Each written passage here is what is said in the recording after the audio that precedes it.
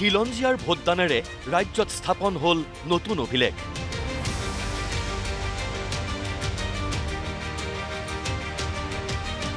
অসমীয়া জাতি ৰক্ষাৰ স্বাৰ্থত জনতাৰ ভোটদান।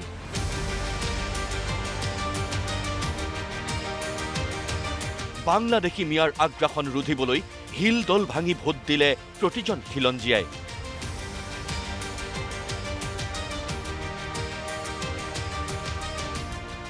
নিজৰ অস্তিত্ব ৰক্ষাৰ বাবেই গণতন্ত্ৰৰ সৰ্ববৃহৎ উৎসৱত ভাগ ল'লে সকলো অসমীয়াই।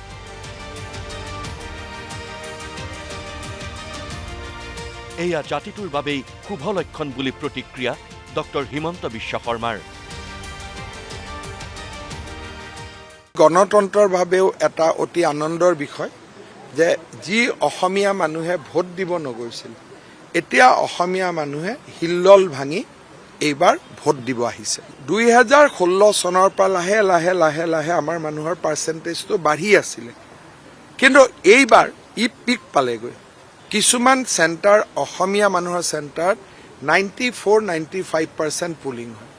তাৰমানে অসমীয়া মানুহে এতিয়া বুজি উঠিছে যে ইলেকশ্যনটোক যদি আমি এৰি দিওঁ, আমি অসমতে এদিন অস্তিত্ব আমাৰ নোহোৱা হৈ যাব। আমি যোৱা 5 বছৰ যি কেম্পেইন কৰি আছিলোঁ যে অসমীয়া মানুহো আগ্ৰাসী হ'ব লাগিব, এই নিৰ্বাচনত অসমীয়া মানুহেও নিজৰ আগ্ৰাসী মনোভাৱটো দেখুৱালে। আমাক এখন সুৰক্ষিত অসম লাগে। আমাক লাগে খিলঞ্জীয়াৰ প্ৰভুত্ব থকা এখন শক্তিশালী চৰকাৰ। বাংলাদেশী মিয়াৰ আগ্ৰাসন ৰুধিব পৰা এখন সাহসী চৰকাৰৰ স্বাৰ্থতেই অভিলেখ ৰচি ভোট দিলে খিলঞ্জীয়া অসমীয়াই। মুখ্যমন্ত্ৰীৰ পিছতেই এই প্ৰতিক্ৰিয়া উজনি নামনি উত্তৰ অসমৰ ভূমিপুত্ৰৰ।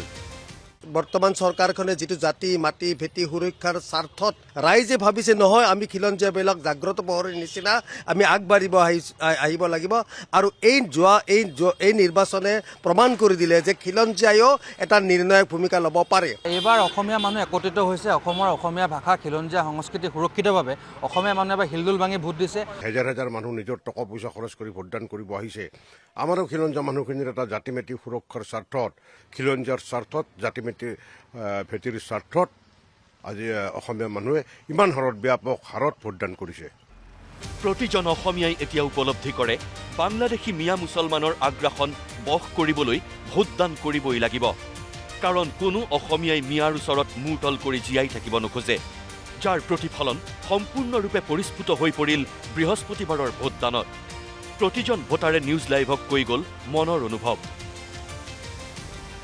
খিলঞ্জীয়া জনসাধাৰণ একজোট হৈ মেলি আমি বুজি পাইছে মানে সকলো জনসাধাৰণে যে এইবাৰ যদি ডেভেলপ লাগে, যদি সুশাসন লাগে, যদি মানে দ্ৰুত উন্নয়ন লাগে, তেতিয়াহ'লে এই চৰকাৰখনকে আমি পুনৰ নিৰ্বাচন কৰিব লাগিব। আৰু যদি অসমীয়া সমাজক যদি সুৰক্ষিত কৰিব লাগে, অসমীয়া ভাষাক যদি সুৰক্ষিত কৰিব লাগে, অসমীয়াৰ ভূমি যদি সুৰক্ষিত কৰিব লাগে, অকল এটা দলে আছে, এইটো হ'ল বিজেপি দল, আৰু মুখ্যমন্ত্ৰীৰ ওপৰতে সকলোৱে বিশ্বাস কৰি আছে, আৰু সেইবাবে অত্যাধিক ভোট হৈছে।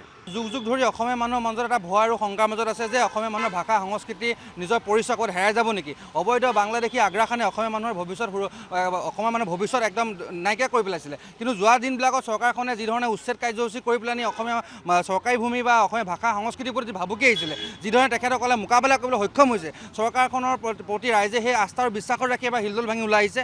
আৰু মই আশা ৰাখিছোঁ যে আহিবলগীয়া চৰকাৰখনেও অসমৰ খিলঞ্জীয়া মানুহৰ সুৰক্ষিত ভৱিষ্যতৰ কাৰণে, অসমীয়া ভাষা সংস্কৃতি সুৰক্ষিতৰ কাৰণে এক সুন্দৰ পদক্ষেপ গ্ৰহণ কৰিব, আৰু চিৰদিন চিৰযুগমীয়াকৈ অসমীয়া মানুহক সুৰক্ষিত প্ৰদান কৰিবলৈ কাম কৰিবলৈ আমি আশা ৰাখিছোঁ। আমাৰ নিজৰ অস্তিত্ব সুৰক্ষাৰ খাতিৰত যদি আমি ভোটদান নকৰোঁ, তেতিয়াহ'লে আমি এটা ভয়াৱহ ভৱিষ্যতৰ সন্মুখীন হ'ব লাগিব।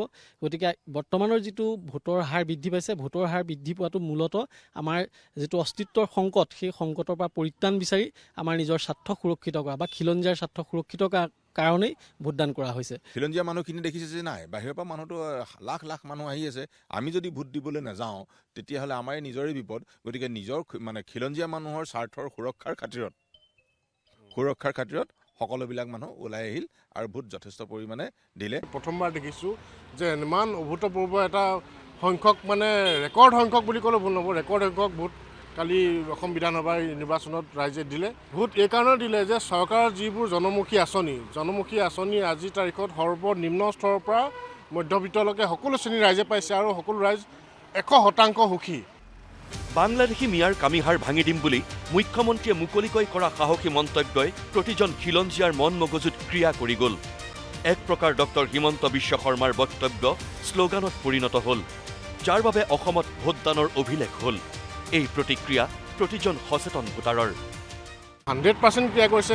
মুখ্যমন্ত্ৰীয়ে বাৰে বাৰে কৈছে যে মই বাংলাদেশী মুছলমানৰ কামিহাৰ ভাঙিম। যিসকল বাংলাদেশী মূলৰ মুছলমান, পমুৱা মুছলমান, যিসকল তেওঁলোকৰ কাইলৈ অদূৰ ভৱিষ্যতে তেওঁলোকৰ মুখৰ ভাত কাঢ়ি খাব। অসমীয়া যিসকল মানে মূলসুঁতিৰ মানুহ আছিল, মূলসুঁতিৰ মানুহৰ মাজত বুকুত ক্ৰিয়া কৰিলে, একচুৱেলি বুকুত ক্ৰিয়া কৰিলে, মগজুত ক্ৰিয়া কৰিলে আৰু তেওঁলোকে পাৰ ভাঙি ভোট দিলে। মাননীয় মুখ্যমন্ত্ৰীয়ে কৈছে যে মিয়াৰ কামিহাৰ ভাঙি পেলাই আমি খিলঞ্জীয়াই এতিয়া নিৰ্ণায়ক ভূমিকা ল'ম। এইবাৰ নিৰ্বাচনে সেই কথাখিনি দৃঢ় আৰু প্ৰবলভাৱে সাব্যস্ত কৰিছে। ৰাইজে মাৰ বান্ধি ওলাই আহিছে সেইকাৰণে যে নহয়, আমি খিলঞ্জীয়াৰ স্বাৰ্থত আমি সকলোৱে আহিব লাগিব। বৰপেটাত মই দেখিছোঁ একদম বাছে আমাৰ খিলঞ্জীয়া মানুহ আহি থকা মই নিজ চকু দি দেখিছোঁ। মটৰ চাইকেল লৈ ভোট দিব আহিছে বাহিৰত কৰ্মৰতবিলাকে। গতিকে খিলঞ্জীয়াই এইবাৰ মাৰ বান্ধি নিজৰ ভোট কেন্দ্ৰত গৈছে। মাননীয় মুখ্যমন্ত্ৰী ডাঙৰীয়াই নিৰ্বাচনৰ পূৰ্বে কৈ গৈছিলে যে আমি মিয়াৰ এইবাৰ কামিহাৰ ভাঙি দিম। গতিকে এই কথাখিনিত ৰাইজ মানে আচন্ত গৈছে আৰু আচন্ত হৈ সাহস পাইছে। খিলঞ্জীয়াসকলে ভাবিছে যে আমাৰ সুৰক্ষাৰ কাৰণে, জাতি মাটি ভেটিৰ কাৰণে আমি ভোট দিব লাগিব। সেইকাৰণে বিপুল হাৰত এইবাৰ খিলঞ্জীয়াই ভোটদান কৰিবলৈ ওলাই আহিছে। আৰু মূলতঃ এখন সুস্থিৰ, এখন উন্নয়নমুখী চৰকাৰ, এখন বিকাশমুখী চৰকাৰ বিচাৰিয়েই খিলঞ্জীয়াসকল ওলাই আহিছে। অসমত কেৱল সন্দেহযুক্ত বাংলাদেশী মিয়াইহে দলে বলে ভোট দিব পাৰে নেকি? খিলঞ্জীয়া ভোটাৰেও দেখুৱাই দিলে আমিও যে ভোট দিব জানো। এই মন্তব্য লখিমপুৰ, গোলাঘাট, নলবাৰী কিংবা বৰপেটাৰ জনতাৰ। যিটো দেখি আছিলোঁ আমি যে অকল আমাৰ এটা প্ৰচলন হৈ গৈছিল যে মিয়াহে অকল ভোট দিবৰ কাৰণে দূৰ দূৰণিৰ পৰা আহে, কিন্তু এইবাৰ সেইটো মানে আমি যিটো দেখিলোঁ মানে স্বতঃস্ফূৰ্তভাৱে আমাৰ অসমীয়া জাতিটোৰ সুৰক্ষাৰ বাবে আমাৰ অসমীয়া খিলঞ্জীয়া লোকসকল ওলাই আহিছে। আৰু যিটো ভোটৰ হাৰ, এই ভোটৰ হাৰতে আমি গম পাই গৈছোঁ যে আমাৰ অসমীয়া জাতিয়ে এইবাৰ সৰ্বাংগী সুন্দৰ মানে আমাৰ অসম গঢ়াৰ ক্ষেত্ৰত ভোটদান কৰিছে। যদিহে আমি সুৰক্ষিত হৈ থাকিব লাগে তেতিয়াহ'লে আমি এইটো পদক্ষেপ ল'বই লাগিব। আৰু এই ক্ষেত্ৰত এতিয়া আমাৰ অসমীয়া জাতিটোৱে কালিয়ে দেখুৱাই দিছে, কাৰণ আমাক এতিয়া মিয়াৰ আগ্ৰহণ আমাক নালাগে। এইখিনিয়ে প্ৰতিফলিত হয় যে আমাৰ অসমীয়া মানুহে নিজৰ জাতি মাটি ভেটি সুৰক্ষাক লৈ জাগ্ৰত হৈছে, সচেতন হৈছে।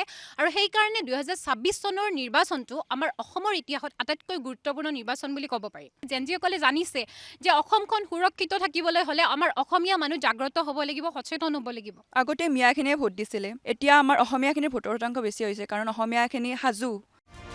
মুঠৰ ওপৰত জাতি মাটি আৰু ভেটি ৰক্ষাৰ স্বাৰ্থতেই বৃহস্পতিবাৰে হিয়া উজাৰি নিজৰ গণতান্ত্ৰিক অধিকাৰ সাব্যস্ত কৰিলে খিলঞ্জীয়া অসমীয়াই। কাৰণ সকলোৱে বিচাৰে এখন সুৰক্ষিত, বিকশিত, প্ৰগতিশীল Assam. Bureau report, news live.